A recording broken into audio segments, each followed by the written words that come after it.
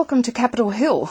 Well, on a day when there was a horse race, an interest rates cut, debate about coal seam gas, and even the Deputy Opposition Leader, Julie Bishop, calling Kevin Rudd a tosser, debate over the Qantas decision to ground its fleet on Saturday continued to dominate. To discuss the day's events, I've been joined by Labor Senator Carol Brown and National Senator Bridget McKenzie. Welcome to you both. Thank you. Thanks, Linda.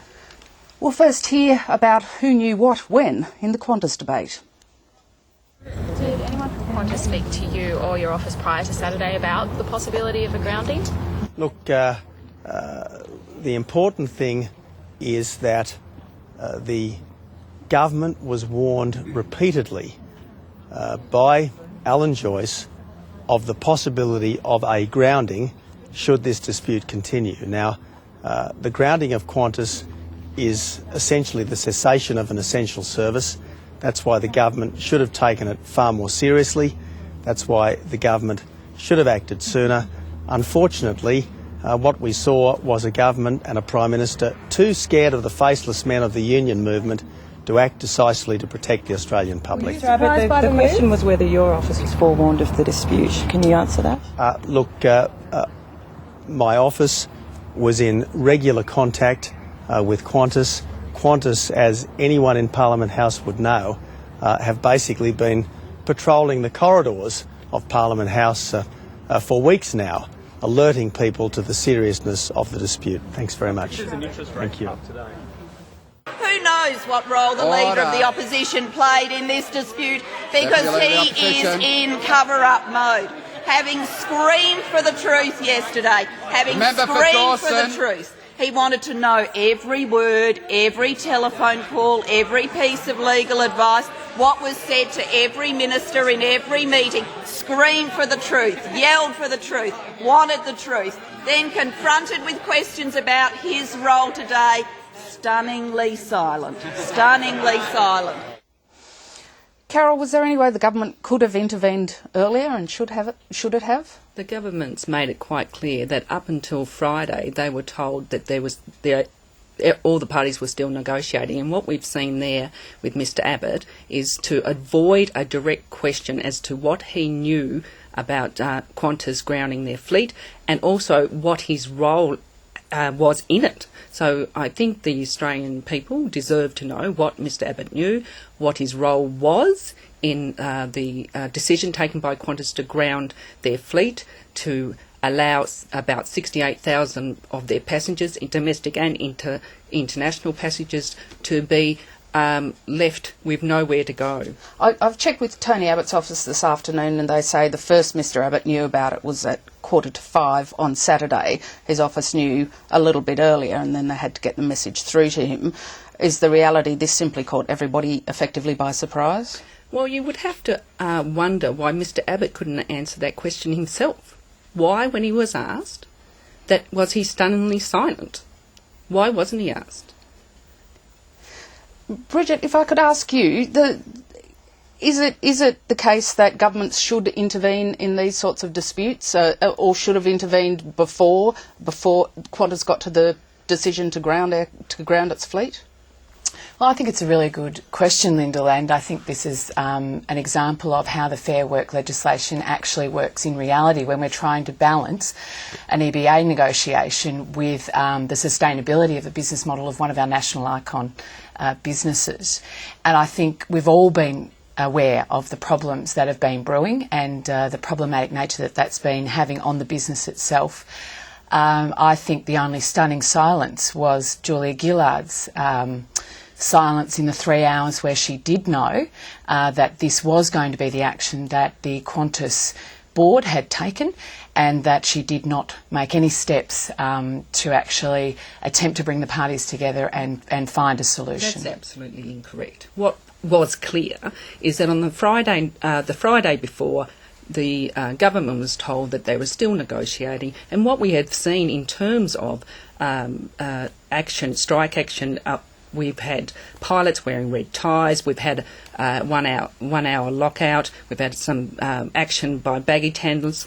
Nothing at all of real significance over the period of time. So what Mr. Joyce has done by taking this action, extreme action, was to place Australian travellers in jeopardy. And what the government did was to act quickly and use the Fair Work Act to terminate this action, and it worked. But the planes are now flying. But before that, there was, as you noted, there was industrial action. Could the government have stepped in earlier to try to get the parties to negotiate more properly, even before Qantas made the decision to ground its fleet? What you do, Lyndall, is that you take on face value what the parties to the negotiations are telling you. The government was told as late as Friday that they were still at the negotiation table, and at no time, the Labor Party ministers have said this repeatedly, at no time did Mr. Joyce or Qantas indicate that they were going to take the action to ground their fleet. Bridget, at what point could a government have got involved in enterprise negotiations? There's no mechanism, is there, for them to do so? No, I think it goes to that question of leadership, Lyndall, and using not necessarily blunt instruments, if you like, and dragging people kicking and screaming before Fair Work Australia, but rather picking up the phone and having the conversation with the CEO, having the conversation with the board, having the conversations behind the scenes, that sort of passive leadership, if you like. But the government was, and Julia Gillard was, before this action, urging the parties to negotiate, to resolve their differences. Aren't those? Isn't that basically what? Well, I think Carol's made. Can do? I think We'll just let Bridget answer. Thanks. I think Carol's point was that as late as Friday, the government's understanding was that the parties were still negotiating. Obviously, that changed, and in a dynamic situation, therefore, your response has to change. And what this evidence was, the government just lacks the capacity to think on its feet and deal with the issues as they arise. Well, I think the fact that the planes are flying and the fleet, the termination has been suspended, or the action has been terminated, shows that that is completely wrong, as what Bridget has said there.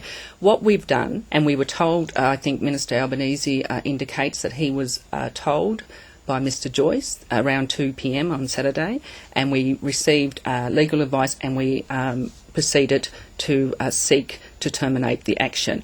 That happened, it worked. And what the problem here is not that the government took action and it has worked. It is because the opposition would rather that it hadn't worked. That they rather have some turmoil and chaos. And the fact is, Mr. Abbott still needs to answer, and so does Bridget's colleagues and also the ones in the Senate, Senator Abetz, when they actually knew about Qantas's plans to ground their fleet. If we could move on to the issue of coal seam gas, and the independent MP Tony Windsor has thrown a potential spanner in the works, linking both coal seam gas to the mining resources rent tax. That I won't be supporting the minerals rent resource tax unless there's a revenue stream from the tax that actually goes towards catchment-based bioregional assessment of the capabilities of those land and the resources and the impacts that some of those activities would have on those resources. Bridget, there's been a lot of talk in the National Party concern about the impact of coal seam gas, particularly on prime agricultural land. Is it something you should oppose? Coal seam gas mining? No, not at the outset. I think it's essentially a really complex issue, Lyndall. I mean, it's a state-based issue, but we've got to marry environmental impacts of coal seam gas mining.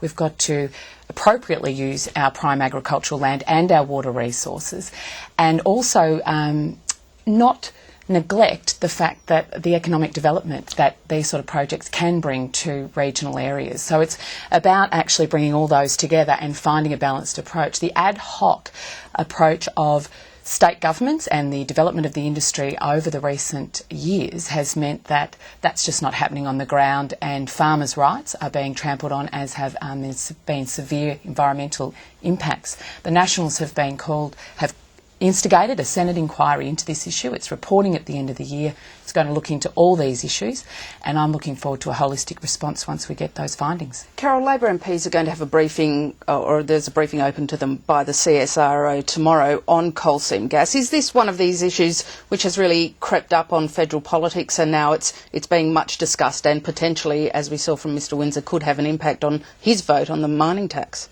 Well, I think Bridget is right, and of course land planning and land uses are largely in the state's area, and we have seen concern over agricultural land and how it has been used, and certainly that concern has been in my home state as well, not about coal seam gas.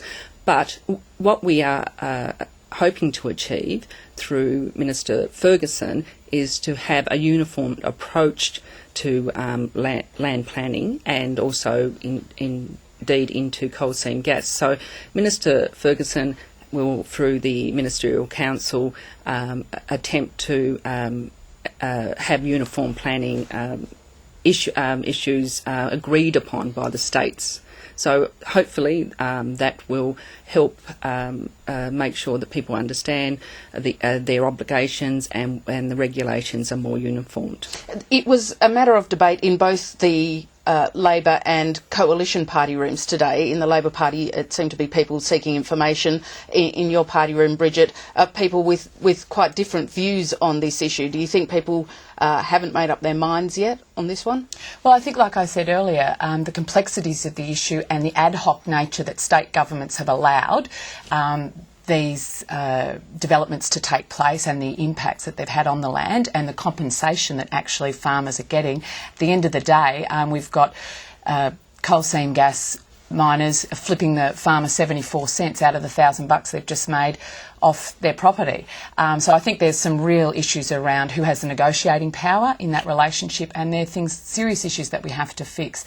In terms of the party room and perspectives, I think, like I was saying, there are a variety of perspectives, and we have to just get the balance right on this. And Carol, do you think it's an issue? It depends where you come from, even what part of Australia you come from, as to how that will colour your view about this matter?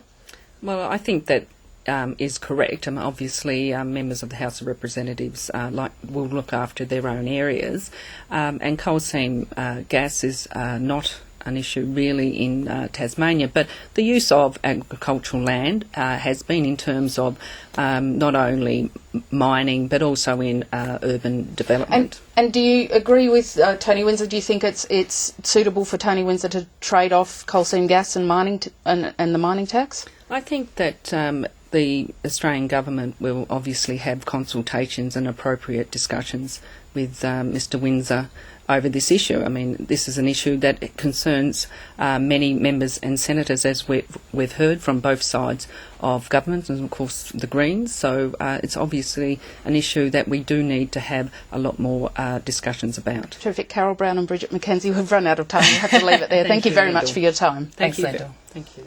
And thank you for joining us. Please join us again tomorrow.